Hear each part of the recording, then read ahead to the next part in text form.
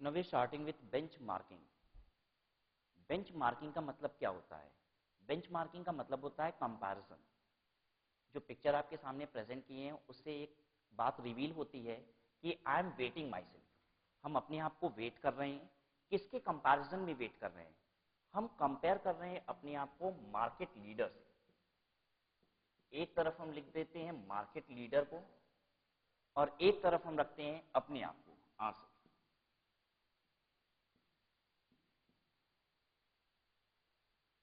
हम जो प्रोडक्ट बना रहे हैं मार्केट में जो उसका लीडर है उसके कंपैरिजन में अपने आप को इवैल्यूएट करना ताकि हम अपने आप को इंप्रूव कर सकें, इसे कहा जाता है बेंचमार्किंग। ठीक है।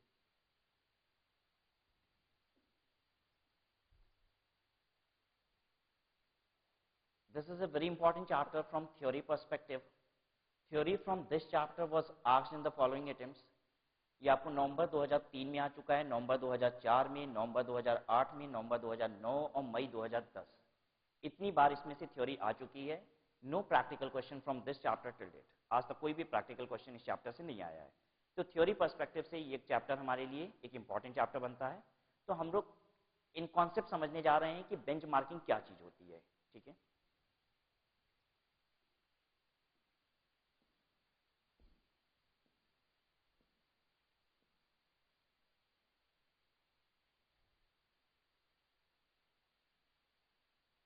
What is this benchmarking? This is learning from those who are best in their field.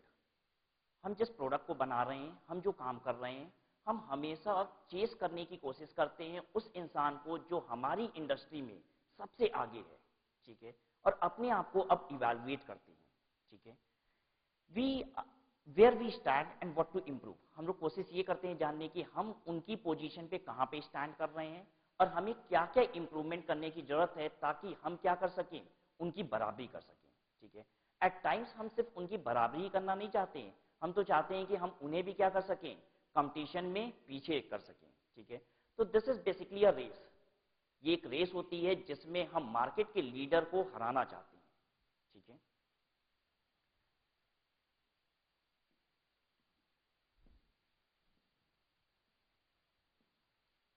Let us now look at the definition of benchmarking.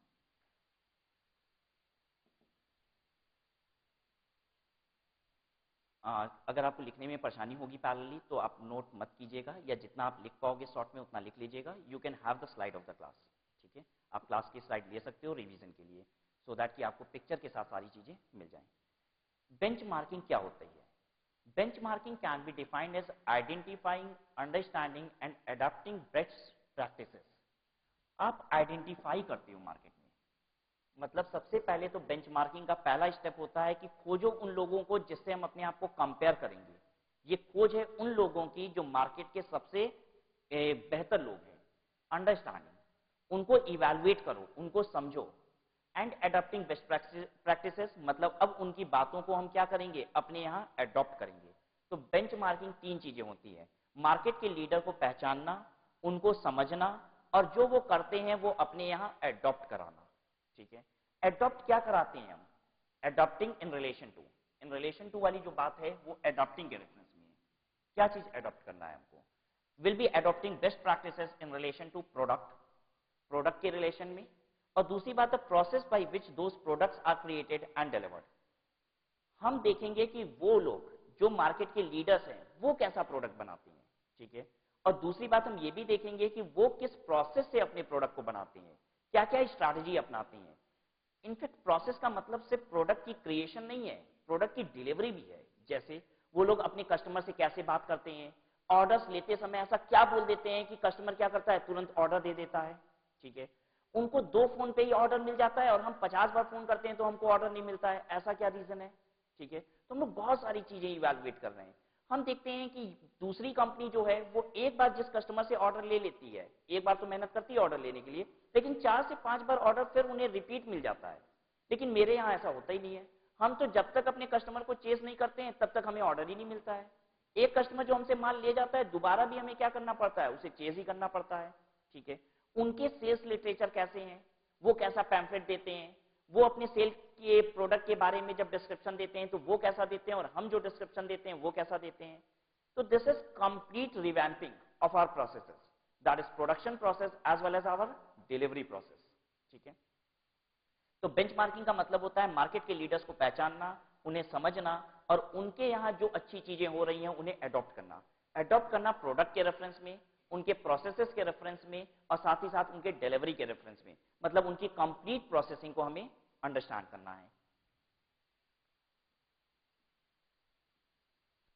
इन्हीं बातों को अब हम सिंप्लीफाई कर रहे हैं। ठीक है, तो बेसिकली हम क्या क्या करते हैं बेंचमार्किंग में। How to make more money than competitor, कुल मिला के जो ऑब्जेक्टिव है इतनी सारी चीजों का, अरे हम क्यों किसी को देखने जाएं। ठीक है, पर्पस ये है कि उनसे जीतना है। हम जिसको देख रहे हैं, आइडेंटिफाई कर रहे हैं, उससे हमें जीतना है। हमें क्या करना है, उससे ज्यादा पैसा कमाना है। हमारा कॉम्पिटिटर जितना पैसा कमा रहा है उससे अधिक पैसा हम कैसे कमाएंगे, यही हमें सोचना है। ठीक है, ये बात तो पता है, हम मार्केट के लीडर को देख रहे हैं, उनकी बातों को समझ रहे हैं, लेकिन सिर्फ उनको फॉलो अप करने के लिए नहीं, उनको फॉलो अप करना थोड़ी ना चाहते हैं, उनको हराना चाहते हैं, उनसे जीतेंगे हम। ठीक है, और क्या क्या चीज आप बेंचमार्किंग में सोचते हो, बेंचमार्किंग में क्या क्या काम होता है, हम उनकी बात कर रहे हैं। ठीक है, are others also having the same problem that we have, क्या दूसरी कंपनी, ठीक है, जो बेस्ट मार्केट लीडर्स हैं, क्या वो लोग भी ऐसी प्रॉब्लम फेस करते हैं जो हम फेस कर रहे हैं, ये पहले देखेंगे। और अगर वो प्रॉब्लम फेस कर रहे थे मेरे जैसे, निश्चित है अगर हम किसी फेज से गुजर रहे हैं, ठीक है, कुछ मुश्किलों के दौर से गुजर रहे हैं, तो दूसरी इंडस्ट्री जो आज टॉप पे खड़ी है वो भी मुश्किलों के दौर से कभी ना कभी तो गुजरी होगी। ऐसा थोड़ी ना होता है कि किसी को तो सोने का लड्डू मिल गया हाथ में और हमको कुछ नहीं मिला। अरे निश्चित है जिस फेज से आज हम गुजर रहे हैं, निश्चित है इस फेज से जो आज मार्केट लीडर है वो भी कभी ना कभी गुजरा होगा।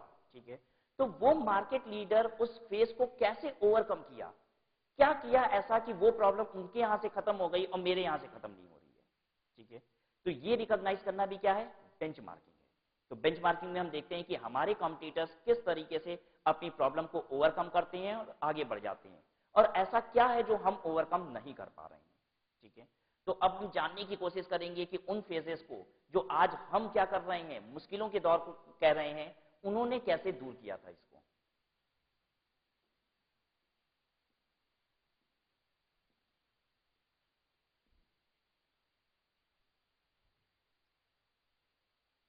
लेकिन बेंचमार्किंग लगाने से पहले एक बात का आप ध्यान दीजिएगा कि only comparable things are compared. ठीक है, बेंचमार्किंग कब होती है, जब कंपैरेबल थिंग को आप सामने लाते हो। जो कंपैरेबल थिंग्स नहीं होते हैं वहां पे बेंचमार्किंग नहीं हो सकती। तो this is only a pictorial image that I wanted to create in your mind कि बेंचमार्किंग कहीं भी मत लगा दीजिएगा। हमारी इंडस्ट्री सर्विस सेक्टर है, ठीक है, हम सर्विस सेक्टर हैं, तो हम किसी मैन्युफैक्चरिंग इंडस्ट्री से कंपैरिजन हमारा नहीं होगा। ठीक है, रिलायंस कंपनी जो प्रोडक्ट बनाती होगी उससे हम अपनी कंपैरिजन नहीं करेंगे। हम मार्केट के लीडर से कंपेयर करेंगे, लेकिन किससे कंपेयर करेंगे, जो हमारी इंडस्ट्री का ही है, वही काम कर रहा है जो हम कर रहे हैं। ठीक है, तो बेंचमार्किंग लगाने के लिए आप एक अच्छे इंडस्ट्रियलिस्ट को क्या कीजिए, अपना टारगेट कीजिए, लेकिन वो कंपैरेबल होना चाहिए।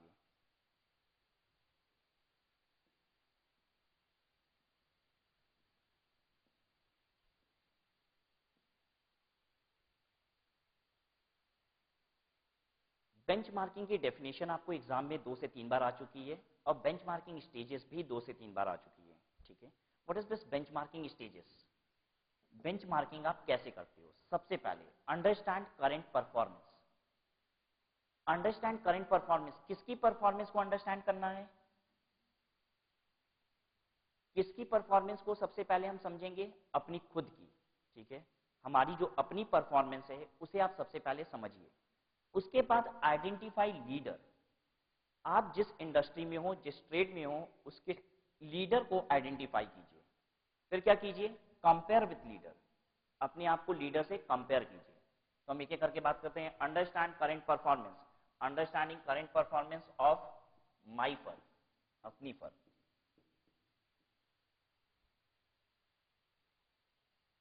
ठीक है, you have this diagram in your book even, ये डायग्राम आपकी बुक में है on the second page of the chapter. Understanding current performance, अपनी परफॉर्मेंस को देखिए। आइडेंटिफाई लीडर, लीडर कैसा होना चाहिए, ऑफ सेम इंडस्ट्री।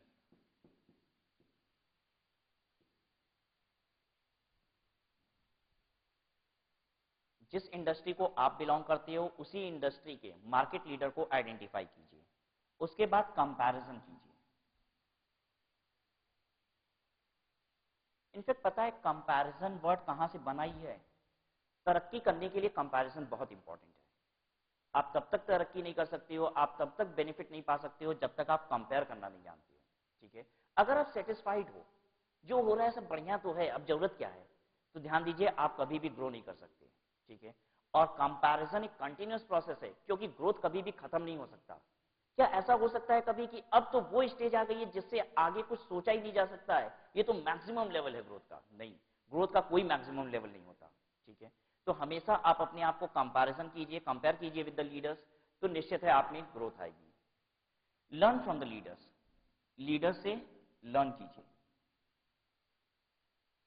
उनकी बेस्ट प्रैक्टिसेस को अडॉप्ट कीजिए। लर्निंग का मतलब क्या होता है? Adopting best practices.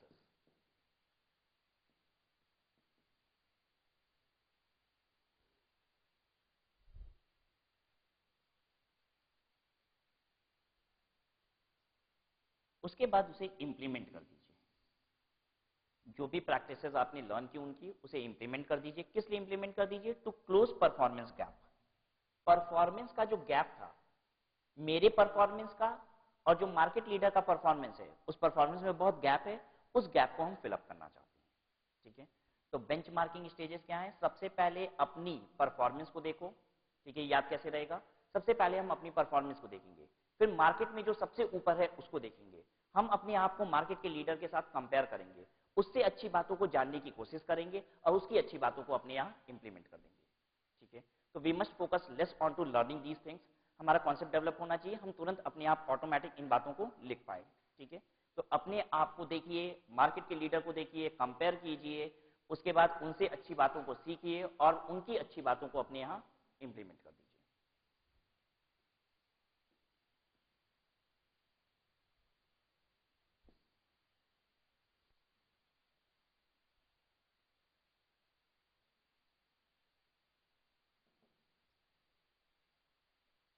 Pre requisites of effective bench marking. अगर आप यहाँ अपने पास अपनी फर्म में बेंच मार्किंग लगाना चाहते हो तो कब लगा पाओगे? प्री रिक्विजिट्स का मतलब होता है क्या क्या चीज उसके पहले जरूरी है, आपकी कंपनी में ऐसा क्या क्या होना चाहिए ताकि आप इफेक्टिवली बेंचमार्किंग कर पाओ। ठीक है, कब कर पाएंगे? Leadership commitment. What is this leadership commitment? Leadership commitment का मतलब ये होता है कि जो टॉप लेवल मैनेजमेंट है वो तैयार होना चाहिए, वो पहले से कमिटेड होना चाहिए कि हम बेंचमार्किंग में जो भी फैक्चुअल फाइंडिंग्स पाएंगे, हम जो भी मार्केट लीडर में फैक्चुअल फाइंडिंग्स पाएंगे वो हम अपने यहाँ इंप्लीमेंट करेंगे। क्योंकि निश्चित है फैक्चुअल फाइंडिंग्स जो आप मार्केट लीडर से पा रहे हो, एट टाइम्स हो सकता है कि वो एक बहुत बड़ी डिफिकल्टी हो आपके लिए, वो एक बहुत बड़ा चैलेंज हो आपके यहाँ अडॉप्ट करना। ठीक है, उसमें बहुत बड़ा रिस्क इन्वॉल्व हो, लेकिन अगर आपने सोच लिया है कि हम बेंचमार्किंग करेंगे तो फिर अब ये मत सोचना कि ये तो बहुत बड़ा चैलेंज है, मुश्किलों का दौर हो जाएगा, हो सकता है ये परेशानी आ जाए, वो परेशानी आ जाए। जब आपने प्लान कर लिया है कि आप बेंचमार्किंग करोगे तो जो भी आपको बेस्ट प्रैक्टिसेस दिखाई दे रही हैं अपने कॉम्पिटिटर्स में, उसे आप अपने यहाँ अडॉप्ट कीजिए। तो मैनेजमेंट का पहले से कमिटमेंट होना चाहिए। Leadership commitment means top level management पहले से कमिटेड होना चाहिए, उसे ये बात अपने दिमाग में फिक्स कर लेनी चाहिए कि हमें जो भी बात समझ में आएगी, कहाँ से? मार्केट के लीडर को देख के, वो हम अपने यहाँ हर हाल में अडॉप्ट जरूर करेंगे। ठीक है, अदरवाइज फिर तो कोई मतलब ही नहीं है। हमने आइडेंटिफाई किया मार्केट लीडर को, कंपेयर किया, बड़ी सारी चीजों को एनालाइज किए और फिर डर रहे हैं कि पता नहीं हमारे यहाँ सक्सेसफुल होगी कि नहीं। तो अगर आपने बेंचमार्किंग की सोच ली है तो आप कमिटेड रहिए कि हम ये काम करेंगे। Then comes culture experience with continuous quality improvement. What is this? The people should not be satisfied with status quo. What does it mean? इसका मतलब ये होता है कि अगर आप ऐसे इंसान हो जो पहले से ही बड़े तसल्ली वाले हो, पहले से ही बड़े खुश हो, हम तो जितना कर रहे हैं खुद ही बहुत कर रहे हैं, मेरी बराबरी तो खुद ही कोई नहीं कर सकता, अगर आप ऐसा सोच रहे हो तो आप बेंचमार्किंग नहीं कर सकते। ठीक है, तो बेंचमार्किंग करने वाला पर्सन कैसा होना चाहिए? ऐसा होना चाहिए जिसे लगे कि हम अभी भी क्या कर सकते हैं? ग्रो कर सकते हैं। यानी हमेशा आपके अंदर एक ललक होनी चाहिए कुछ ऊंचा पाने की। अगर आपने कुछ ऊंचा और पाने की इच्छा नहीं है तो you cannot go for benchmarking. ठीक है, preparation of the organisation. What does it mean? Preparation of the organisation. Benchmarking सिर्फ टॉप लेवल मैनेजमेंट का डिसीजन नहीं होना चाहिए। Benchmarking should not be an exclusive definition of top level management. Top level management को सभी stake holders को ये बात समझा देनी चाहिए कि देखिए हम लोग बेंचमार्किंग करने का सोच रहे हैं, क्योंकि बेंचमार्किंग से हमने फाइंडिंग्स को इवैल्यूएट कर लिया, हम अब इंप्लीमेंट करने की सोच रहे हैं, तो मेरा शेयर होल्डर कह रहा है नहीं हम तो ये करने नहीं देंगे, इसमें तो रिस्क है, हो सकता है मेरा सारा पैसा डूब जाए। डिबेंचर होल्डर कह रहे हैं कि नहीं हम तो डेप्ट विड्रॉ कर रहे हैं, हमको तो अब आपकी कंपनी को पैसा ही नहीं देना है, पता नहीं क्या क्या करने जा रहे हो, ठीक है, तो हम तो पैसा नहीं देंगे। तो अगर ऐसा ना हो कि बेंचमार्किंग हमने पूरा काम कर लिया और जब इंप्लीमेंटेशन की बारी आई तो कुछ लोग अब हाथ खींचना शुरू हो गए, तो कंपनी जब बेंचमार्किंग को प्लान कर रही है तो उसे क्या करना चाहिए? सबको कॉन्फिडेंस में पहले ही ले लेना चाहिए। शेयर होल्डर को समझा दो, डिबेंचर होल्डर्स को समझा दो, क्रेडिटर को समझा दो, इवन अपने कस्टमर्स को समझा दो, स्टाफ को समझा दो, ठीक है, कि हम लोग बेंचमार्किंग प्लान कर रहे हैं। क्योंकि बेंचमार्किंग में हो सकता है बड़े सारे हर्डल्स आए, बड़ी सारी तकलीफ आए और कोई आपका साथ छोड़ दे। अगर उस समय साथ छोड़ देगा तो फिर आप बेंचमार्किंग को आगे एग्जीक्यूट नहीं कर पाओगे। तो अगर आपने बेंचमार्किंग के एग्जीक्यूशन को सोच रखा है तो जितने भी हर्डल्स आ सकते हैं उनको पहले से क्या कीजिए? प्री प्लान कर लीजिए और सबको तैयार रखिए कि we are going for benchmarking, ठीक है। बिल्कुल, ये तो ऐसी बात हो जाती है कि अब हम क्या कर रहे हैं, हम तैयार हैं लड़ाई के लिए, अब उसके बाद जो होगा वो देखा जाएगा, और इस बात की तसल्ली आप सबको क्या करिए? दे दीजिए। Training to staff. देखिए, कोई भी काम जो एग्जीक्यूट होता है इंडस्ट्री में, कंपनी में, वो स्टाफ के थ्रू ही एग्जीक्यूट होता है, ठीक है। हम बेंचमार्किंग भी कर रहे हैं तो हमारा कोऑपरेशन कौन करेगा? सिर्फ गिनती के 2 डायरेक्टर्स क्या बेंचमार्किंग कर पाएंगे? नहीं। तो स्टाफ को ट्रेनिंग प्रोवाइड कीजिए, उन्हें भी बेंचमार्किंग समझाइए क्या होती है, और कंपैरिजन में, ताकि आप उनसे हेल्प सीख कर पाए, ठीक है। Benchmarking partner. Benchmarking partner, partner का मतलब क्या होता है?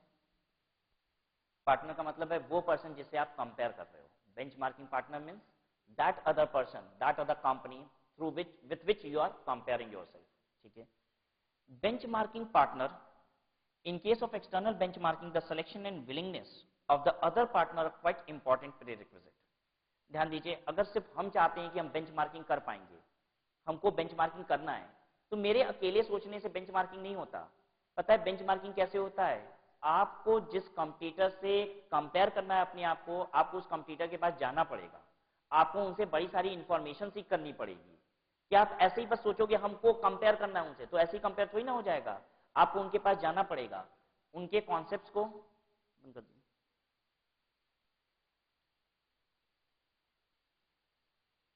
देखिए, बेंचमार्किंग पार्टनर के कॉपरेशन के बिना आप बेंचमार्किंग कर ही नहीं सकते। मतलब जिस इंडस्ट्री से आप अपने आप को कंपेयर करना चाहते हो, आपको उस इंडस्ट्रिस्ट के पास जाना पड़ेगा, उनसे समझना होगा कि आप कैसे ऑपरेट करते हो, आपको कोई मुसीबत आती है तो आप कैसे उसे ओवरकम कर लेते हो, ठीक है। हमें तो दुनिया भर की परेशानी आती है, मेरा तो कस्टमर हम इतना समझाते हैं तो भी माल नहीं लेता है, आप क्या ऐसा बोल देते हो कि आपसे माल ले लेता है, ठीक है। आप तो हमसे 2 रुपया महंगा भी बेच रहे हो, देखो आपसे 2 रुपया सस्ता बेचते हैं तो भी नहीं बेच पाते हैं, और आप 2 रुपया महंगा भी बेच ले जाते हो। हम तो देखिए क्या करते हैं, होम डिलीवरी देते हैं, हम तो अपने कस्टमर को क्या करते हैं, होम डिलीवरी देते हैं। आपको एक प्रोडक्ट को तो लेने के लिए कस्टमर को फैक्ट्री गेट आना पड़ता है, तो भी वो आपसे ले जाता है।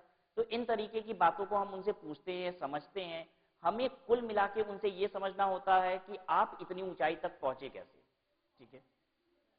ध्यान दीजिए, बेंचमार्किंग यही चीज होती है। कंपटीटर क्यों बताएगा? ये मार्केट में आज मार्केट में कॉपरेशन चल रही है। आपने वर्ड सुना है uniform costing. Uniform costing, what is this uniform costing? पता है ये क्या होता है? इंडस्ट्री में आपस में हेल्प सीख करना। क्या आपको नहीं पता कि लोग क्या करते हैं, अपने सेक्टर्स के लिए क्या करते हैं, एक ग्रुप बनाते हैं कि हमारा सेक्टर किस तरीके से ओवरऑल सेक्टर डेवलप करना चाहिए। आज पता है दुनिया में, हम सिर्फ आप क्वेश्चन को आंसर करने के लिए यहां से डेविएट हो रहे हैं, ठीक है। आज पता है दुनिया में पेट्रोल और डीजल इतना महंगा ना होता अगर यूनिटी ना होती क्रूड ऑयल वाली कंपनीज में, ठीक है। पता है उनकी मैन्युफैक्चरिंग कॉस्ट बहुत कम आती है, वो सब मिल के यूनाइट हो जाते हैं और कहते हैं कि हम लोग सब कोई अपना रेट कितना कर देते हैं, 70 रुपए कर देते हैं। अरे दुबई में जितनी कंपनीज हैं, जितनी भी अरेबियन कंट्रीज हैं जो क्रूड ऑयल निकालती हैं, उनकी प्रोडक्शन लागत बहुत कम है, वो सब यूनाइट होकर डिसाइड करते हैं कि हमारी प्राइस इतनी ही होगी, ठीक है। और अगर वो लोग में यूनिटी ना होती तो प्राइस एक थोड़ी ना होती।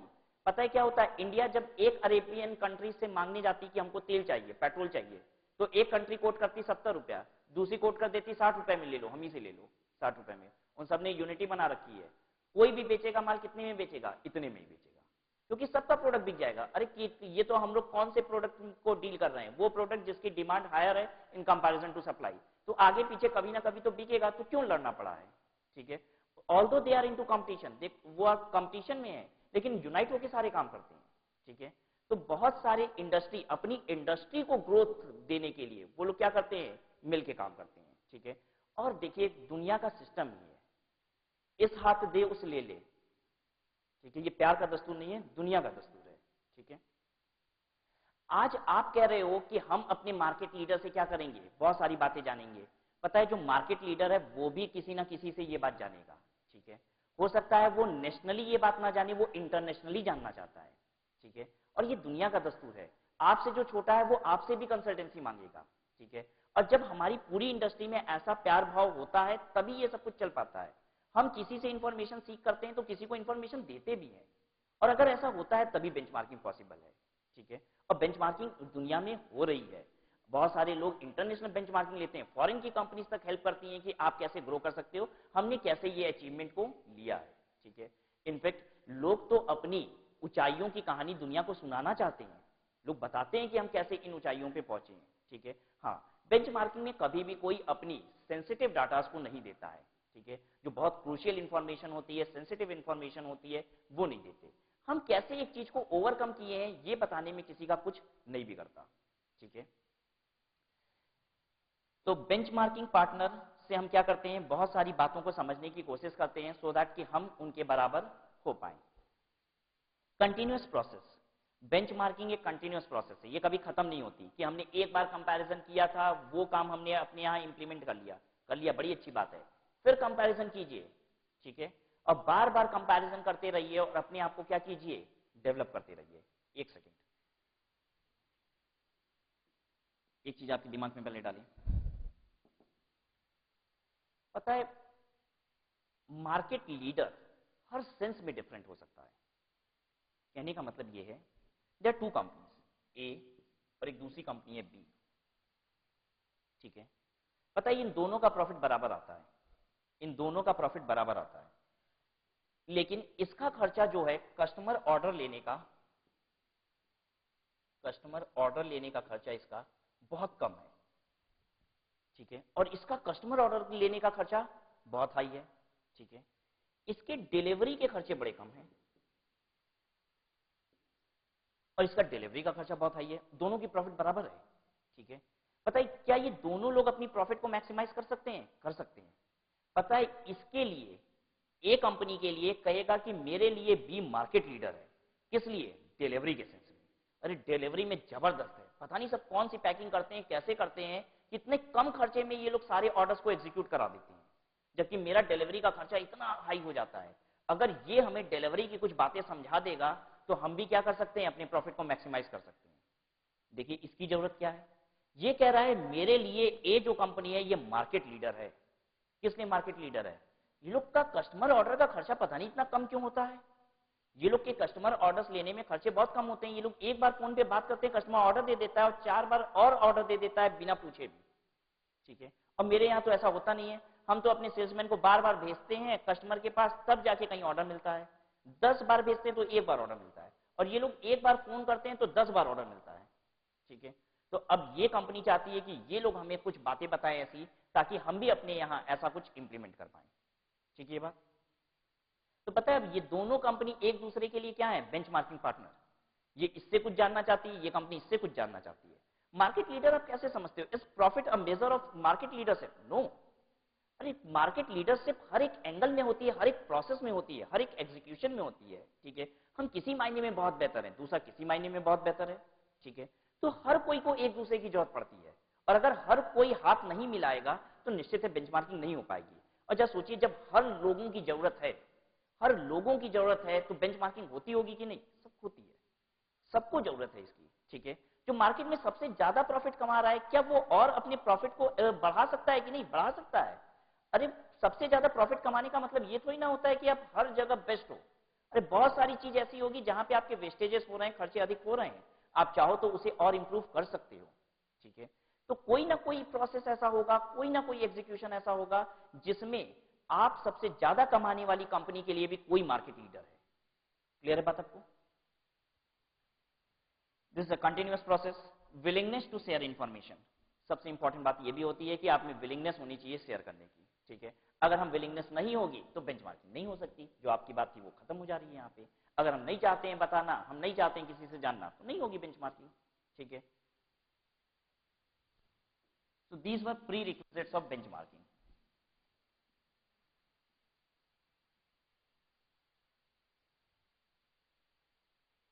Now coming to types of benchmarking. Strategic benchmarking, studying the strategies that help the best practice companies to succeed.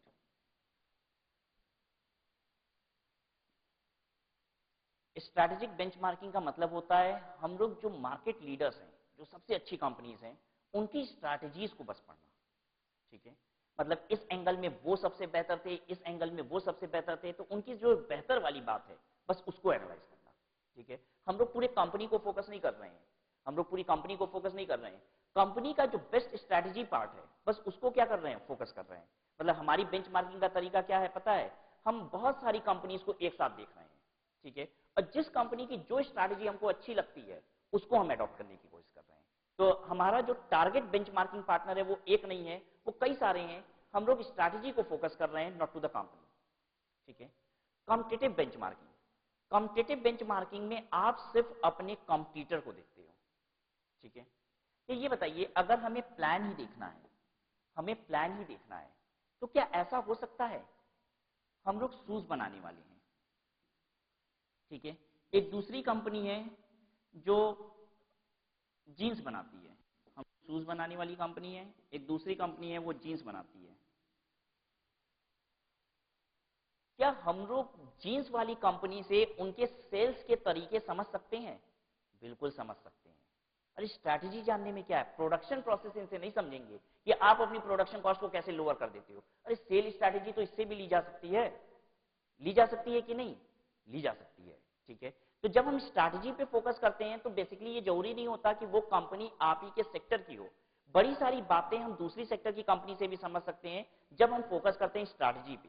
ठीक है, लेकिन अगर हमारा टारगेट सिर्फ एक ही कंपनी हो और उसी से सारी बात हमको सीखनी और समझनी है, एक मार्केट लीडर फोकस करना हो, तो कभी भी शूज वाले के लिए जींस वाला नहीं हो सकता। लेकिन अगर हम स्ट्रैटेजिक बेंचमार्किंग करते हैं, मतलब हम सिर्फ पॉलिसीज को अडॉप्ट करते हैं, तो हो सकता है इस जींस वाली कंपनी से बड़ी सारी पॉलिसी हम अपने यहां इंप्लीमेंट कर पाए। क्लियर बात आपको? कॉम्पिटिटिव बेंचमार्किंग क्या होती है? कॉम्पिटिटिव बेंचमार्किंग वो होती है जिसमें आप अपने ही सेक्टर वाली कंपनी से सिर्फ अपने आप को कंपेयर करते हो। ठीक है, प्रोसेस बेंचमार्किंग, प्रोसेस बेंचमार्किंग में हम प्रोसेसेस को कंपेयर करते हैं, हम स्ट्रैटेजीज को नहीं दे रहे हैं। हमारी प्रोडक्शन लागत वगैरह जो है ये सब जो हो रही है ये बहुत ज्यादा है।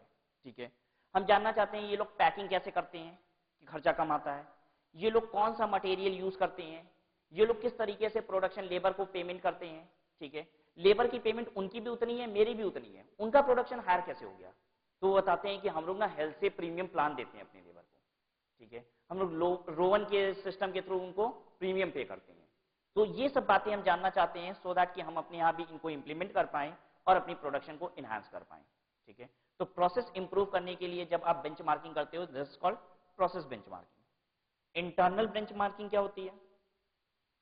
कभी कभी एक कंपनी की 5 यूनिट है, ऐसा देखने को मिलता है, कंपनी की 5 unit A B C D E, ये कंपनी एक ही कंपनी की यूनिट्स हैं। ठीक है, जो सी वाली यूनिट है ये जबरदस्त ऑपरेट कर रही है, पांचों यूनिट एक ही कंपनी की है, सी यूनिट बहुत अच्छा ऑपरेट कर रही है, इसकी प्रॉफिट सबसे अधिक है in comparison to A B C D. तो अब ए बी डी ई पता है कैसी बेंचमार्किंग करते हैं? Internal benchmarking. अरे हमारी एक यूनिट इतना अच्छा परफॉर्म कर रही है तो बाकी यूनिट क्यों गंदा परफॉर्म कर रही है? अब हम कंपेयर करते हैं अपने आप से ही, तो this is called internal benchmarking. जब एक कंपनी अपनी ब्रांचेस से ही कंपेयर करने लग जाती है, अपनी डिफरेंट यूनिट से कंपेयर करने लग जाती है, तो इसे कहा जाता है इंटरनल बेंचमार्किंग। ठीक है, एक्सटर्नल बेंचमार्किंग का मतलब होता है दूसरी कंपनी से कंपेयर करना। ठीक है, इंटरनेशनल बेंचमार्किंग का मतलब होता है आउटसाइड इंडिया जो फॉरेन कंपनीज हैं उनसे अपने आप को कंपेयर करना। ठीक है, इंटरनल बेंचमार्किंग मतलब विद इन कंपनी कंपेयरिंग हो रही है, एक्सटर्नल बेंचमार्किंग का मतलब आउटसाइड कंपनीज आपकी कंपेयरिंग हो रही है, मतलब एक कंपनी की दूसरी company but within India. International benchmarking का मतलब इंडिया की एक कंपनी अपने आप को कंपेयर कर रही है फॉरेन की एक कंपनी से। ध्यान दीजिएगा, इंटरनल बेंचमार्किंग हमेशा यूनिट्स में ही नहीं, इवन एक कंपनी की एक ही यूनिट है तो वो भी कभी कभी इंटरनल बेंचमार्किंग करती है। कैसे करती है? अपने हिस्टोरिकल डाटा से कंपेयर करती है। पहले हम ऐसे थे, अब हम ऐसे हो गए, तो इससे भी कंपेयर करती है। पहले तो हम अच्छा कर रहे थे, अब बुरा करने लग गए हैं, तो कंपेयर करके उसे क्या करती है? इंप्रूव करती है। तो internal benchmarking could be one unit to other unit of the same company, one period to other period of the same unit, one period to other period of the same unit हो सकती है। External दूसरी company but within India. International benchmarking other company outside country.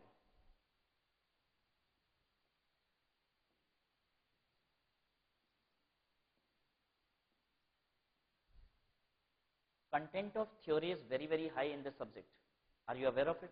कि इस subject में content of theory बहुत high होती है, नियरली 30% की थ्योरी होती है आपके पेपर में। ठीक है, benchmarking code of conduct. Benchmarking code of conduct, देखिए अगर आप किसी से कुछ इंफॉर्मेशन चाहते हो तो वो इंफॉर्मेशन आपको कॉन्फिडेंशियल रखनी पड़ेगी। ठीक है, एक कंपनी आप पे भरोसा करके अपनी कुछ इंफॉर्मेशन को बता रही है तो फिर आप ये नहीं करोगे कि आप सबको ये इंफॉर्मेशन रिवील करते फिरोगे। ठीक है, तो बेंचमार्किंग में आपको बड़े एथिकल तरीके से काम करना होता है। तो किन बातों का आप ध्यान रखोगे जब आप बेंचमार्किंग कर रहे हो? तो benchmarking code of conduct, exchange.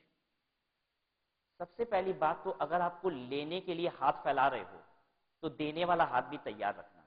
ठीक है, किसी से अगर कुछ ले रहे हो तो कभी देने की भी जरूरत पड़ सकती है, अगर आप देने वाले इंसान नहीं हो तो लेने की इच्छा मत रखना। ठीक है, अगर आपसे कभी कोई इंफॉर्मेशन पूछता है और आप कहते हो हम नहीं बता सकते तो फिर किसी से बेंचमार्किंग करने की कोशिश मत करना, आप किसी से कुछ पूछिए मत। ठीक है, तो ये अपने आप पास आप कुछ एथिकल ग्राउंड्स रखिए। एक बात बताएं, आपको बेंचमार्किंग शुरू कब हुई थी? It was way back started when shoes were being manufactured. एक शू मैन्युफैक्चर ने बेंचमार्किंग स्टार्ट की थी। ठीक है, वो क्या स्टार्ट किया था बेंचमार्किंग? एक पैर का जूता, अगर एक पैर का जूता ऐसे बनता है तो दूसरे पैर का जूता भी कैसे बनना चाहिए? बिल्कुल ऐसे ही बनना चाहिए। उसी ने पहली बार बेंचमार्किंग का कॉन्सेप्ट निकाला था। ठीक है, कि हमें कंपेयर करना होगा, अगर हम कंपेयर नहीं करेंगे तो हम सक्सीड नहीं करेंगे मार्केट में। बताइए, अगर एक जूता manufacturing company, shoes manufacturing company दो अलग अलग किस्म के जूते बना दे दोनों पैर के, तो गड़बड़ हो जाएगी कि नहीं हो जाएगी? तो ये कॉन्सेप्ट ओरिजिनली डेवलप वहां से हुआ था। ठीक है, एक शूज मैन्युफैक्चरिंग कंपनी ने अपने जूतों को बनाने के लिए ये कॉन्सेप्ट को डेवलप किया था और आज वर्ल्ड वाइड ये कॉन्सेप्ट फॉलो किया जाता है। ठीक है, हर मैन्युफैक्चरिंग इंडस्ट्री, हर सर्विस सेक्टर इसे फॉलो करता है। Exchange, be willing to give what you get, respect confidentiality. Respect confidentiality का मतलब आप अपने बेंचमार्किंग पार्टनर से जो इंफॉर्मेशन डेराइव कर रहे हो उसे सबको रिवील मत करते फिरिएगा, उसे अपने पास कॉन्फिडेंशियल रखिएगा। Never use the information to harm the benchmarking partner. अब आपने जो इंफॉर्मेशन बेंचमार्किंग पार्टनर से ली है उससे उसी को हार्म कर रहे हो। उससे पता कर लिए कि आप कौन से सप्लायर से माल लेते हो और उस सप्लायर को फोन करके कह रहे हो कि जितना माल तुम्हारे पास तैयार है सब हमको दे दो और हम उससे 10 पैसा बढ़ा के देंगे पर केजी। ठीक है, मतलब बेंचमार्किंग पार्टनर आपका भला करने के लिए आया और आप उसी का बुरा करने लग गए, तो ऐसा मत करना। ये सब एथिकल ग्राउंड पे ही ये काम होते हैं। ठीक है, बेसिकली बेंचमार्किंग है क्या? आपको नहीं लगता बेंचमार्किंग एक प्यार वाला रिलेशन है, हाथ मिलाने वाला रिलेशन है? ठीक है, तो अगर कोई आपका आपसे हाथ मिलाने आ रहा है तो ये नहीं कि उसको खींच के गिरा दिए। ठीक है, ये काम नहीं करना है। Do not ask the other partner for sensitive data. अच्छा, पूछने की भी मर्यादा को ध्यान रखिएगा, मतलब अब ऐसी ऐसी बात मत पूछने लग जाइएगा जो आप समझते हो कि कोई नहीं बता सकता। ठीक है, तो कह रहा है कि कॉन्फिडेंशियल डाटा जो होते हैं, बहुत सेंसिटिव डाटा जो होते हैं उनको मत पूछिएगा। Follow through with each commitment made to your benchmarking partner in a timely manner. आप जितने भी बेंचमार्किंग पार्टनर्स को कमिटमेंट करते हो वो आप टाइमली मैनर में फॉलो अप कीजिए। ठीक है, अगर आपने कुछ उनसे लिया है, उन्होंने कहा है कि ये इन्फॉर्मेशन हमको 4 दिन के अंदर प्रोवाइड कर दीजिएगा, तो आप भी उनको 4 दिन के अंदर वो इन्फॉर्मेशन दीजिए। ठीक है, do not waste the time of benchmarking partner. Benchmarking partner के टाइम को वेस्ट मत कीजिए। ठीक है, वो जितना बताने में इंटरेस्ट ले रहा है उतना बात ही जानने की कोशिश कीजिए, कम से कम समय में उनसे ज्यादा से ज्यादा बात जानने की कोशिश कीजिए। ठीक है, So this was benchmarking of conduct.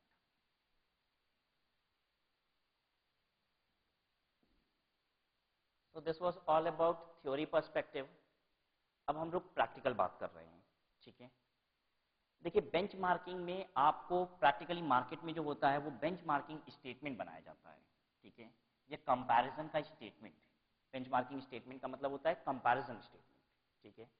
अगर आपको एग्जाम में एक कंपैरिजन स्टेटमेंट, बेंचमार्किंग स्टेटमेंट बनाने को आ गया जो अभी तक नहीं आया है, तो आप कैसे प्रिपेयर करोगे ये भी हम लोग देखने जा रहे हैं, ठीक है। तो बहुत ही सिंपल सा, इजी सा, छोटा सा ये एक स्टेटमेंट होता है, इसे हम लोग देखेंगे। बेंचमार्किंग स्टेटमेंट लिख लीजिए इसे, ये क्या होता है।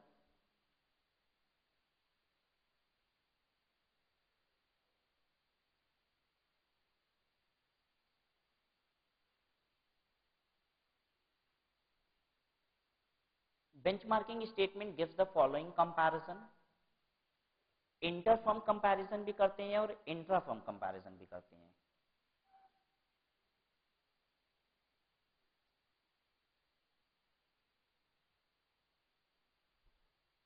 इंटर फर्म कंपैरिजन का मतलब क्या होता है, one firm to other firm, ठीक है।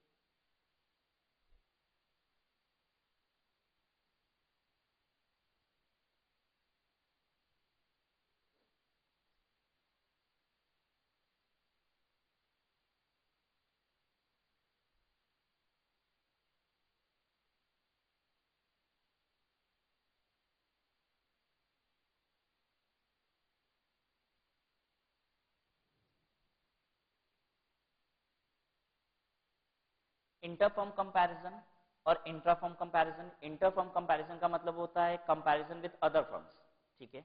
और इंट्रा फर्म कंपैरिजन का मतलब होता है विद इन फर्म, ठीक है। तो इंटर फर्म अगर कंपैरिजन होता है तो ये स्टेटमेंट या तो इंडस्ट्री एवरेज से कंपेयर करके बनाया जाता है, और या फिर हम किसी दूसरी फर्म से कंपेयर कर लेते हैं। मतलब एक टारगेट सेट कर लेते हैं कि ये मेरा मार्केट लीडर है और उससे कंपेयर कर लेते हैं सारे डाटा, या तो इंडस्ट्री का एवरेज ले लेते हैं और उससे कंपेयर कर लेते हैं, ठीक है। तो inter firm comparison industry average या अदर फर्म से होता है, जबकि इंट्रा फर्म कंपैरिजन किससे होता है, विद इन फर्म होता है। Within firm from one period to other. One period to other का मतलब ये हो गया पिछले साल से अभी का ले लिए, ठीक है। या फिर क्या कर लिए हमने, हमने बेंचमार्किंग अप्लाई किया, बेंचमार्किंग अप्लाई करने के पहले क्या था और बेंचमार्किंग अप्लाई करने के बाद क्या है, ठीक है। लिख लीजिए, within firm from one period to other का मतलब क्या हुआ,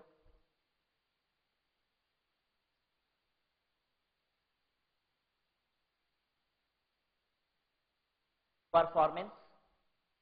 इस लाइन का मतलब क्या है, performance prior to benchmarking, performance prior to benchmarking and performance after benchmarking.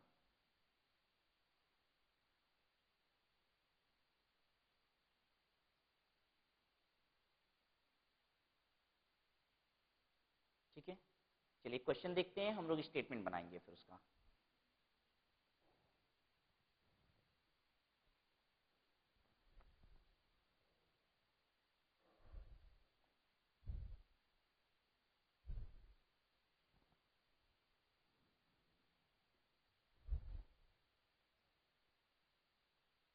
Question देखिएगा, relevant information with regard to the operation of sales order department of is as follows. Operation of sales order department की information दे रहा है।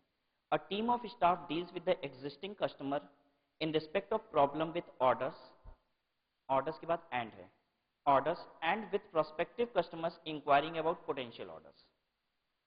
तो एक team है पूरी staff की, वो लोग क्या करते हैं, एग्जिस्टिंग कस्टमर से पूछते हैं आप लोग ऑर्डर क्यों नहीं दे रहे हो, क्या प्रॉब्लम है, क्या परेशानी है, ऑर्डर दो ना, कुछ तो बताओ, कुछ तो भेज दें, इस तरीके से। और दूसरा क्या है, कुछ प्रोस्पेक्टिव कस्टमर से ऑर्डर लेने के लिए सेल टीम काम करती है।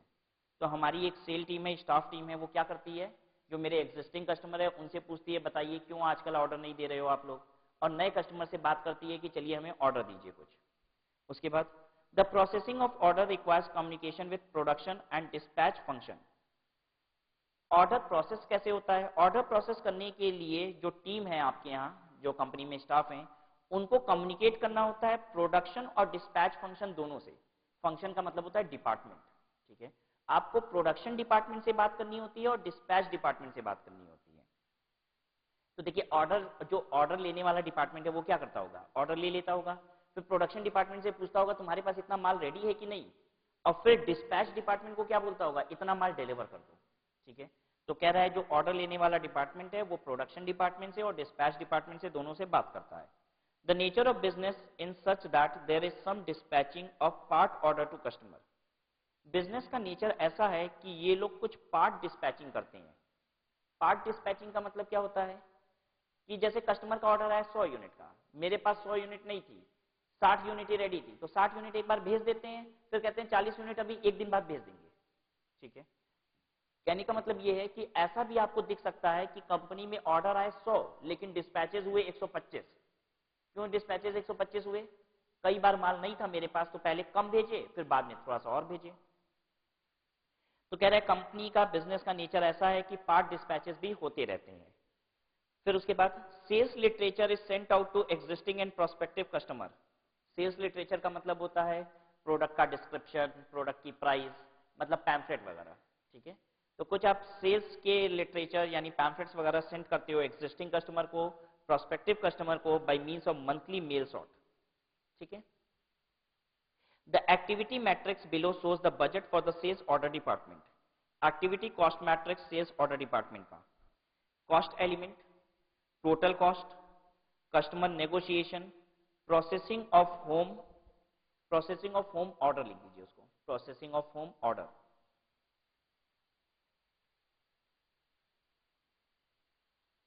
फिर है order of export, implementing dispatches, sales literature, general administration. ठीक है, तो पहला कॉलम जो दे दिया है वो टोटल खर्चे का दे दिया है, और खर्चे क्या क्या है अलग अलग। कस्टमर के नेगोशिएशन में खर्चा, कस्टमर के नेगोशिएशन में खर्चा मतलब क्या हुआ, what does it mean, customer negotiation का एक्सपेंस। अरे कस्टमर से नेगोशिएट करने के लिए कुछ स्टाफ होंगे जो दिन भर बात करते रहते हैं, कस्टमर कहता है 25 का रेट लगा दो, वो कह रहा है नहीं चलिए आपको हम 25 रुपया 50 पैसा लगा देते हैं, तो जो स्टाफ इंगेज है उनकी सैलरी वगैरह। ठीक है, तो customer negotiation. Processing of home order, home order process करने में मतलब डोमेस्टिक ऑर्डर को प्रोसेस करने का खर्चा, एक्सपोर्ट ऑर्डर को प्रोसेस करने का खर्चा, डिस्पैचेस करने का खर्चा, सेल के लिटरेचर भेजते हो पैम्फलेट वगैरह उसके खर्चे, जनरल एडमिनिस्ट्रेशन का खर्चा। ठीक है, और पहला कॉलम है टोटल कॉस्ट। अच्छा, कॉस्ट क्या क्या है, salary, stores and supplies, IT के खर्चे, सन्ड्री कॉस्ट, टोटल कॉस्ट। अब ये टोटल कॉस्ट वाला कॉलम आ गया 740, और सारी फिगर कैसी है, ₹1000। ठीक है, यानी 7,40,000 टोटल कॉस्ट है, और इंडिविजुअल कॉस्ट आपको दी हुई है 98,000, 2,16,000, 1,32,000, 1,28,000, 90,000 एंड 76,000। जब जोड़ लगा के चेक कर लो क्वेश्चन सही है ना, 7,40,000 टोटल आ रहा है, 98,000 को 2,16,000, 1,32,000, 1,28,000, 90,000 एंड 76,000। बताइए जो ठीक है।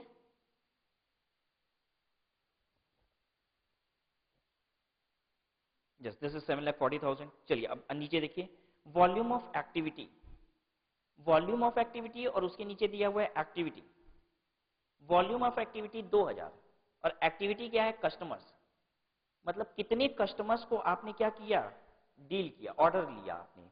आपने 2000 कस्टमर से ऑर्डर लिया है और खर्चा कितना आया है, 7,40,000। ठीक है, फिर उसके बाद देखिए वॉल्यूम ऑफ एक्टिविटी 3000, और उसके नीचे एक्टिविटी दे रहा है नेगोशिएशन, मतलब कितने कस्टमर ने आपसे बातचीत की, नेगोशिएट किया, 3000 लोगों ने। ठीक है, तो कह रहा है 3000 लोगों ने नेगोशिएट किया और खर्चा कितना आया, 98,000 रुपया।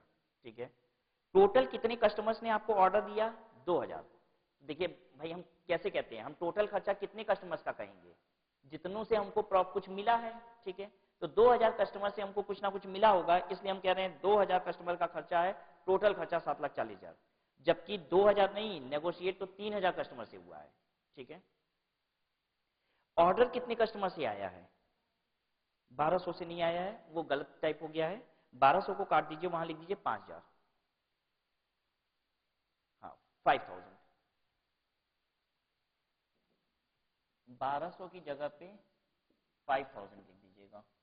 ठीक है, और उसके बाद देखिए जो 11,500 लिखा है ना वो 1200 है, 11,500 उसके बाद जो है दैट इज 1200,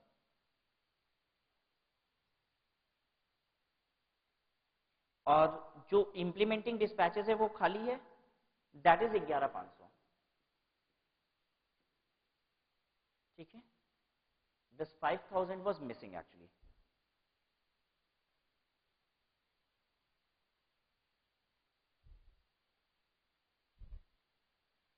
तो देखिए होम ऑर्डर कितने मिले हैं, 5,000।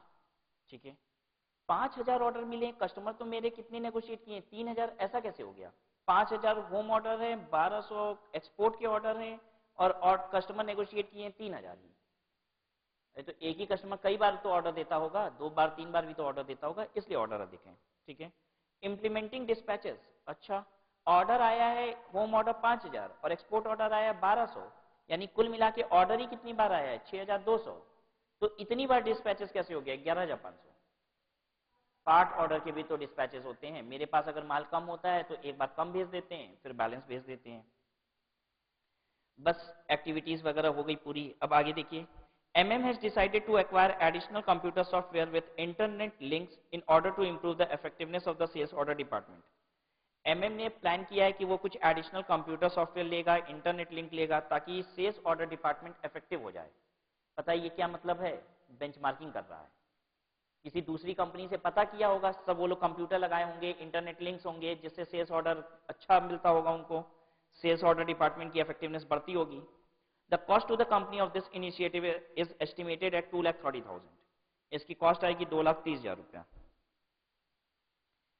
आगे देखिए, if the propose changes are implemented, अगर ये चेंजेस इंप्लीमेंट किया गया, there will be cost and volume changes to activities in the sales order department.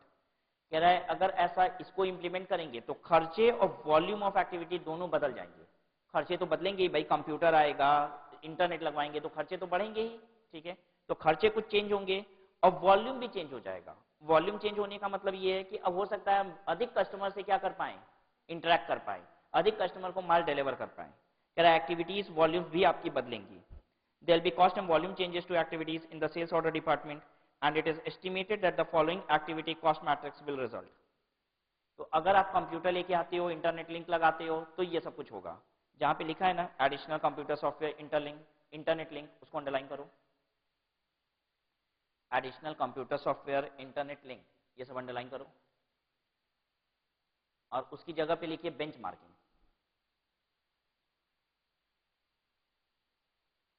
ठीक है, यही कंपनी बेंचमार्किंग कर रही है। उसके बाद देखो हो क्या रहा है, activity cost matrix sales order department after the propose changes. अब टोटल कॉस्ट क्या होगी, customer negotiation, processing of home order, order export के, implementing dispatches, sales literature, general administration के खर्चे। अब देखो टोटल कॉस्ट कितना है, 9,10,000, और कितने कस्टमर्स को आप माल दे पाओगे, 2,600 कस्टमर को। ठीक है, नेगोशिएशन कितने कस्टमर से होगा, 6,000 कस्टमर से। ठीक है, और कॉस्ट आएगी 1,28,000। ऑर्डर कितने कस्टमर से मिलेगा, होम ऑर्डर 5,500 कस्टमर से, 2,91,000 का खर्चा। एक्सपोर्ट ऑर्डर मिलेगा 2,000 कस्टमर से, 2,000 ऑर्डर्स मिलेंगे आपको, और खर्चा कितना आएगा इस ऑर्डर को लेने का, 1,86,000। डिस्पैचेस आप करोगे 18,750 डिस्पैचेस, और टोटल कॉस्ट आएगी 1,62,000। ठीक है, recent industry average statistics, underline कीजिए इंडस्ट्री एवरेज। देखिए दो बातें हुई थी, एक तो इंटर फर्म कंपैरिजन होता है, वो इधर इंडस्ट्री एवरेज से करते हैं या फिर किससे करते हैं, अदर फर्म से। ठीक है, तो यहां पे इस क्वेश्चन में किससे करना है, हाँ इंडस्ट्री एवरेज से। क्वेश्चन में हमें इंडस्ट्री एवरेज दिया हुआ है, तो हमको इस क्वेश्चन में इंडस्ट्री एवरेज से कंपैरिजन करना है।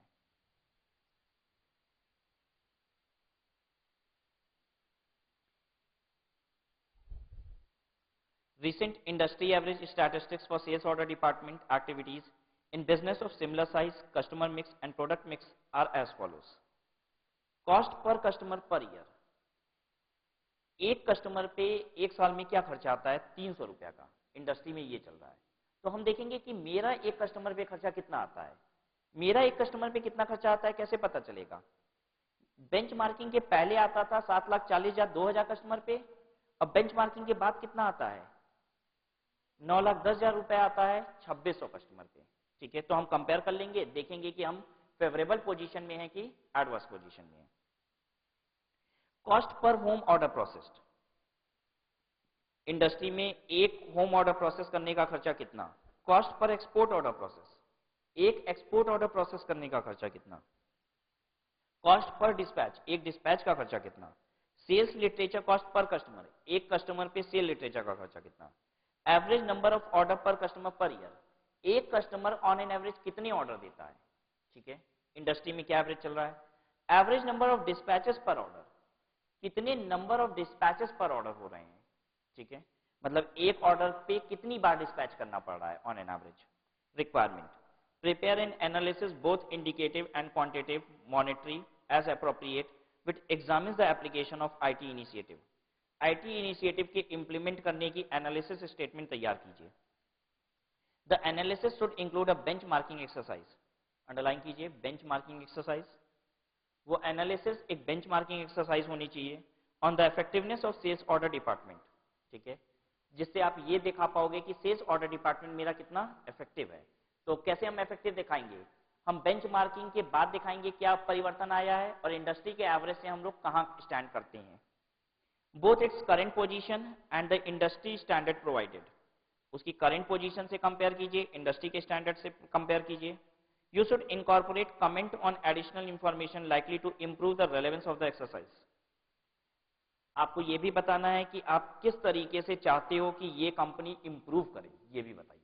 तो जहां जहां इंडस्ट्री एवरेज से कम लग रहा होगा वहां वहां हम क्या बोलेंगे, इसको इंप्रूव करिए। ठीक है, तो चलिए स्टेटमेंट का फॉर्मेट बनाइए पहले तो।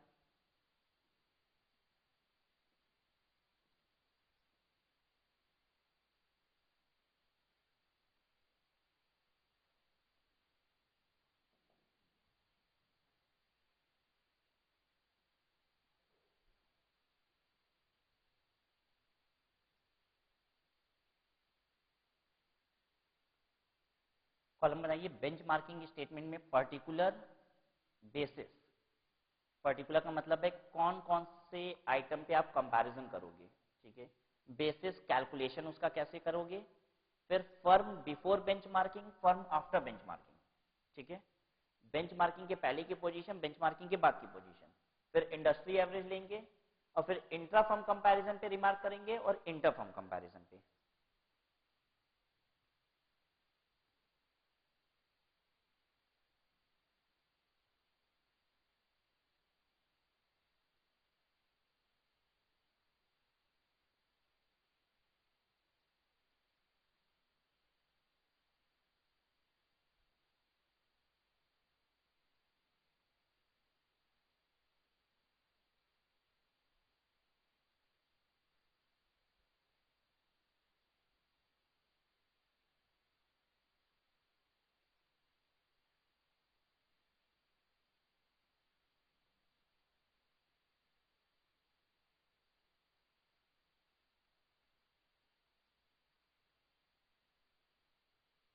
ठीक है,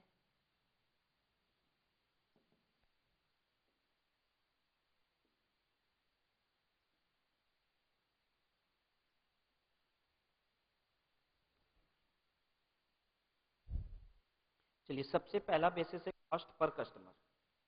देखिए cost per customer,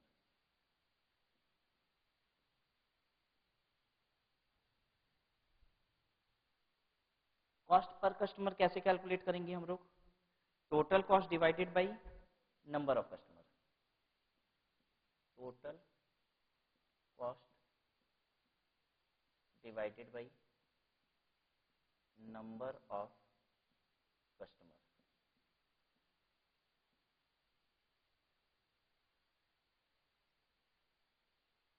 before benchmarking बताइए क्या पोजीशन थी? 7,40,000 डिवाइडेड बाई 2,000, 371, 370। अच्छा पॉइंट पॉइंट नहीं है कुछ, 370। आफ्टर बेंचमार्किंग क्या पोजीशन हो गई? 9,10,000 डिवाइडेड बाई 2600, 350, 350 और इंडस्ट्री का एवरेज कितना है 300। अभी रिमार्क छोड़ दीजिए, वो बाद में करेंगे।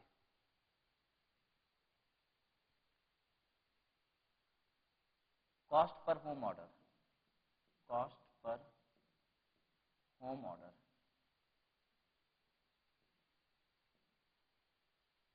कॉस्ट पर होम ऑर्डर कैसे निकलेगा?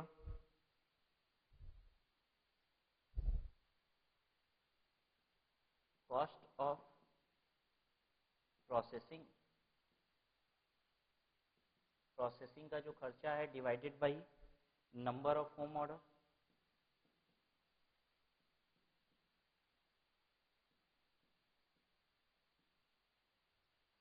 कॉस्ट ऑफ प्रोसेसिंग कितना है 2,16,000 डिवाइडेड बाई 5,000,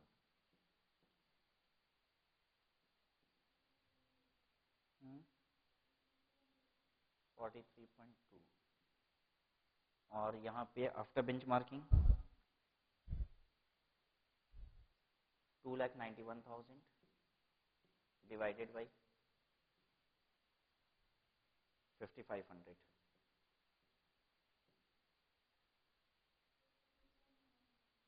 52.91। इंडस्ट्री का एवरेज क्या चल रहा है 50।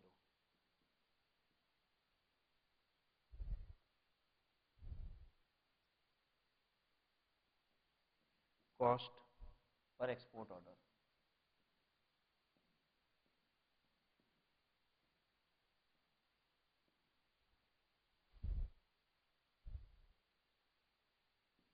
कॉस्ट ऑफ प्रोसेसिंग, प्रोसेस करने का जो खर्चा है divided by number of export order.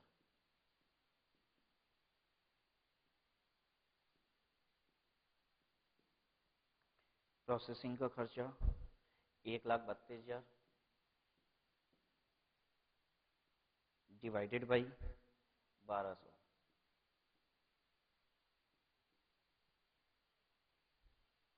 कितना आ रहा है 110 और यहाँ हो जाएगा 1,86,000 डिवाइडेड बाई 2,000,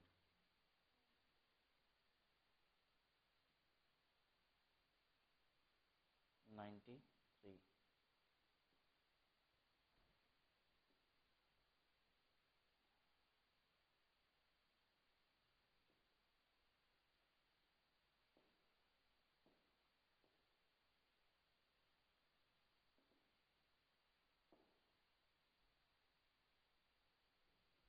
वो बंद कीजिएगा कैमरा।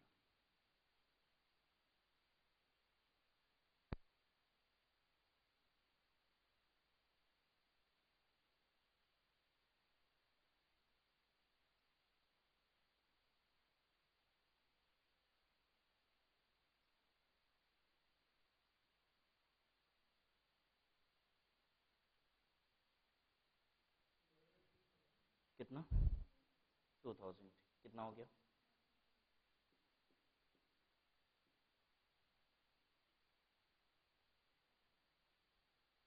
Industry average 60। उसके बाद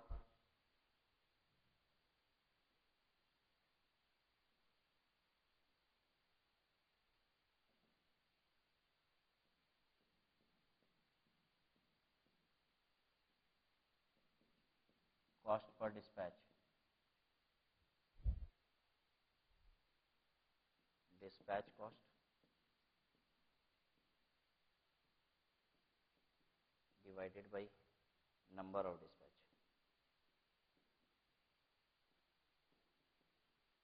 चलिए अब हमको सीधे नंबर बता दीजिए, cost of dispatch divided by number of dispatch कितना हो जाएगा 11,500 डिवाइडेड बाई 128, 11.13। यहाँ पे 1,62,000 डिवाइडेड बाई 18,750, 8.64। इंडस्ट्री एवरेज कितना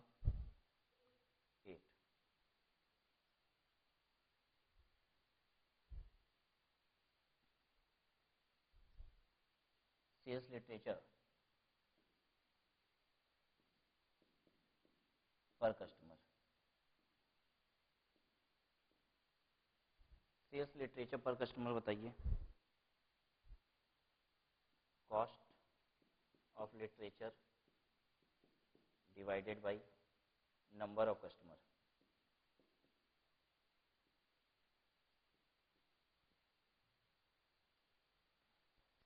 cost of literature divided by number of customer. Cost है लिटरेचर की 90,000 डिवाइडेड बाय 2000, 45।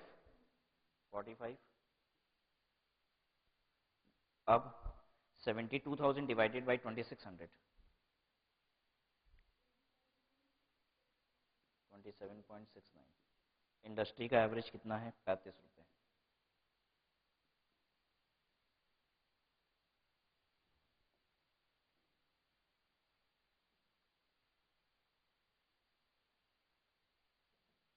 अब उसके बाद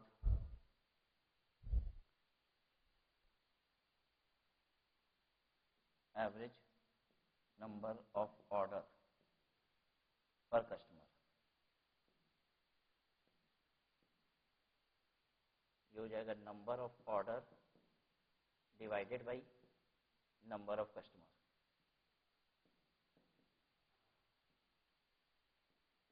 नंबर ऑफ ऑर्डर में दोनों ऑर्डर जोड़ दीजिए, होम ऑर्डर और डोमेस्टिक एक्सपोर्ट ऑर्डर, दोनों ऑर्डर मिला के हो गए 6200। 6200 डिवाइडेड बाई कितना हो जाएगा देन? नंबर ऑफ कस्टमर 2000, कितना?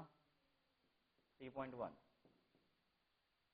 यहां पे दोनों ऑर्डर जोड़ देंगे तो कितना हो जाएगा? नंबर ऑफ ऑर्डर्स दोनों जोड़ दिया तो 7500। 7500 डिवाइडेड बाई कस्टमर कितनी? 600। कितना हो गया ये? 2.88। इंडस्ट्री का एवरेज बताइए। 4.1।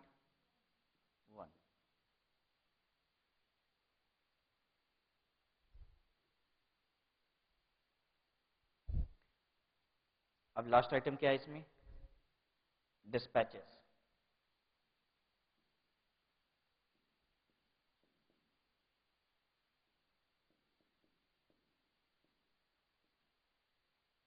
ये हो जाएगा number of dispatch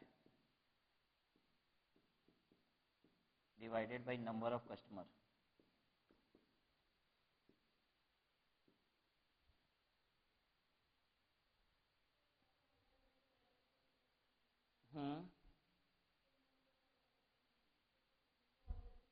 Number of dispatches per order, okay, this is per order, divided by number of order, number of dispatch divided by number of order। number of dispatches बताइए। 11500, 11500 divided by number of order 6200, 1.85। यहाँ पे number of dispatches हैं 18750 और number of order हैं 7500, 2.5। और industry का average क्या चल रहा है? इंडस्ट्री का एवरेज चल रहा है 3 पॉइंट।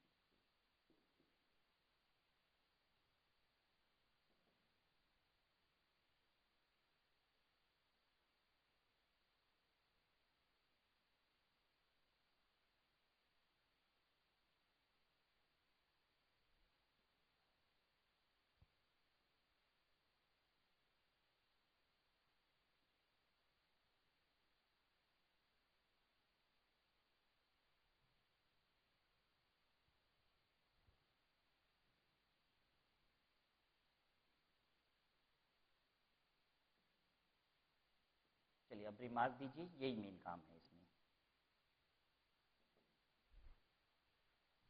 इंटरफॉर्म कंपैरिजन कीजिए, ठीक है? मतलब बिफोर बेंचमार्किंग और after benchmarking cost per customer मेरी कम हो जा रही है। फेवरेबल सिचुएशन है, एडवर्स सिचुएशन है? फेवरेबल, तो देखिए हम इसे लिखेंगे एफ, ठीक है? फिर इंटर फर्म मतलब दूसरी फर्म से या फिर इंडस्ट्री एवरेज, जिससे भी आप क्या कर रहे हो, कंपेयर कर रहे हो अपने आप को। तो इंडस्ट्री का एवरेज है 300 रुपया पर कस्टमर, मेरा खर्चा है 350 रुपया। कैसी पोजीशन है, एडवर्स। चलिए अगेन देखिए दूसरा, cost per home order. Cost per home order क्या हो रहा है, बेंचमार्किंग के बाद बढ़ जा रहा है। तो हम क्या लिखेंगे इसे, देखिए पहले था 43.2 और अब है 52.91, तो ये हो गया मेरा एडवर्स पोजीशन। ठीक है, दूसरी इंडस्ट्री से कंपेयर कीजिए, इंडस्ट्री से कंपेयर कर रहे हैं तो भी एडवर्स पोजीशन पे ही है। Cost per export order favourable position है, लेकिन इंडस्ट्री से कंपेयर कर रहे हैं तो एडवर्स पोजीशन है। Cost per dispatch favourable, industry से कंपेयर कर रहे हैं तो एडवर्स।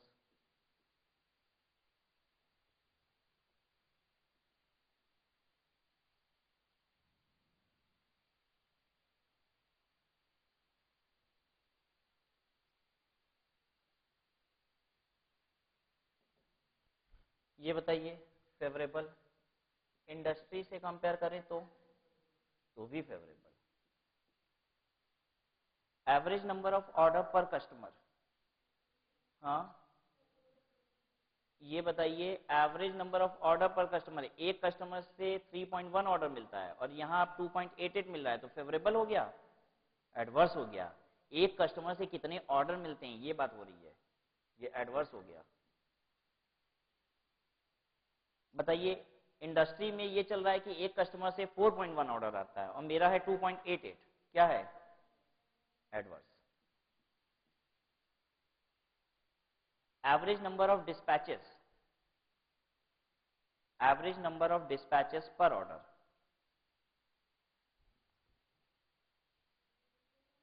या देखिए 1.85 एवरेज नंबर ऑफ डिस्पैचेस पर ऑर्डर, और अब हम क्या कर रहे हैं 2.5 डिस्पैचेस कर रहे हैं, ज्यादा डिस्पैचेस कर रहे हैं एक ऑर्डर पे। तो अच्छी बात बुरी बात, बुरी बात है, अरे ज्यादा डिस्पैचेस क्यों करेंगे हम लोग, जितने कम से कम हम जितनी बार डिस्पैच करेंगे उतनी बार खर्चा लगेगा। ठीक है, तो डिस्पैचेस 2.5 है, तो इसका मतलब क्या है, हमारी पोजीशन थी 1.85, तो अब ये पोजीशन कौन सी हो गई मेरी, एडवर्स पोजीशन। ठीक है, इंडस्ट्री का एवरेज है 3.3 और मेरा कितना है 2.5, कैसी पोजीशन पे है, फेवरेबल है।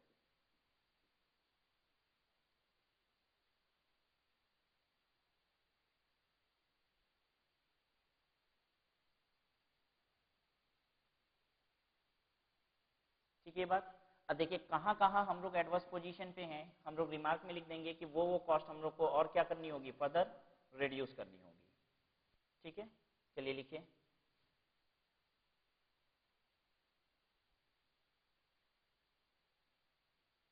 in order to further improve, in order to further improve the company should reduce, the company should reduce, पहला point, cost of processing home order, cost of processing home order.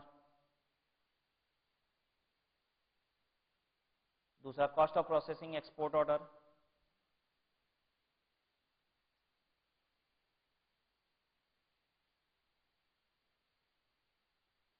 Cost of processing home order, cost of processing export order हो गया। फिर तीसरा cost of dispatch, cost of dispatch हो गया। Cost of dispatch के बाद और बताइए क्या करेंगे,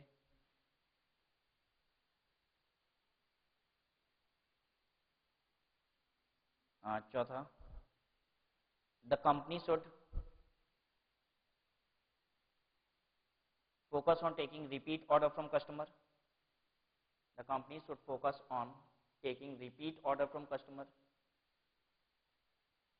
बताइए ठीक कह रहे हैं कि नहीं, लेकिन number average number of order per customer मेरा एडवर्स है, तो हम ज़्यादा से ज़्यादा रिपीट ऑर्डर लेने की कोशिश करें। फिर उसके बाद क्या है, डिस्पैचेस में तो खुद ही फेवरेबल पोजीशन पे हैं, लेकिन पुराने के कंपैरिजन में अब हम एडवर्स हो गए हैं। ये देखो ना, मेरी पुरानी पोजीशन और अच्छी थी, ठीक है। तो लिखिए नंबर ऑफ डिस्पैचेस पर order,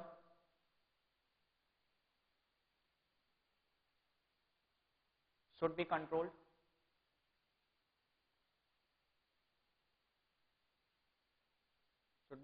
and efforts should be made to go back to the previous level, and efforts should be made to go back to the previous level,